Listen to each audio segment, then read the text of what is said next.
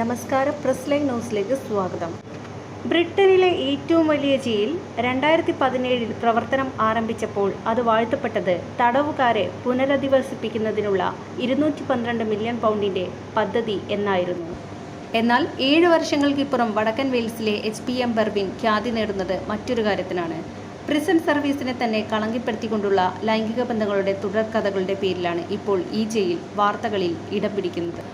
ഏതാണ്ട് 2200 തടവുകാരെ പാർപ്പിക്കാൻ സൗകര്യമുള്ള ഈ ജയിലിലെ പുരുഷ വാർഡുകളിൽ C കാറ്റഗറിയിലെ സൂപ്പർവൈസർമാരായി ജോലി ചെയ്യുന്ന 18ഓളം വനിതാ ജീവനക്കാർ തടവുകാരുമായുള്ള വഴിവിട്ട ബന്ധത്തിൻ്റെ പേരിൽ പുറത്താക്കപ്പെടുകയോ രാജിവെക്കേണ്ടതായി വരികയോ ചെയ്തിട്ടുണ്ട്.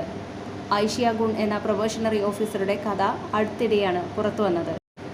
തടവുകാരനായ ഖുറം ഖുറസാക്കുമായി 1200-ലേറെ തവണയാണ് ഇവർ ഫോണിൽ സംസാരിച്ചത്. മാത്രമല്ല, അശ്ലീല വീഡിയോ കൈമാറുകയും ചെയ്തു. എന്തിനധികം, ഇയാൾക്കായി പുതിയ അടിവസ്ത്രം സ്വന്തം അടിവസ്ത്രത്തിൽ ഒളിപ്പിച്ച് കടത്തിക്കൊടുക്കുകയും ചെയ്തു. ഇവരുടെ സഹപ്രവർത്തകയായ എമിലി വാട്സൺ ക്രിസ്തുമസ് ദിനത്തിൽ ഒരു തടവ് പുള്ളിയുമായി അയാളുടെ സെല്ലിനകത്ത് വെച്ച് ലൈംഗിക ബന്ധത്തിൽ ഏർപ്പെട്ടതായ വാർത്തയും പുറത്തു വന്നിരുന്നു. സെല്ലുകളെ റൂമുകളെന്നും ബ്ലോക്കുകളെ കമ്മ്യൂണിറ്റികളെന്നും വിളിക്കുന്ന ഈ ജയിലിൽ തടവ് പുള്ളികൾക്ക് സ്വന്തമായി മൊബൈൽ ഫോണും ലാപ്ടോപ്പുമെല്ലാം ഉപയോഗിക്കുന്നതിനുള്ള അനുവാദമുണ്ട്. ഇത് ഒരു ജയിലിലെ മാത്രം കഥയല്ല.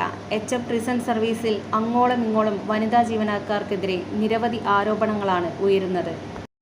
തടവ് പുള്ളികളുമായി അവിഹിത ബന്ധമുണ്ടാക്കുന്ന വനിതാ ജീവനക്കാരുടെ എണ്ണം വർദ്ധിച്ചു വരികയാണെന്നാണ് റിപ്പോർട്ടുകൾ സൂചിപ്പിക്കുന്നത്.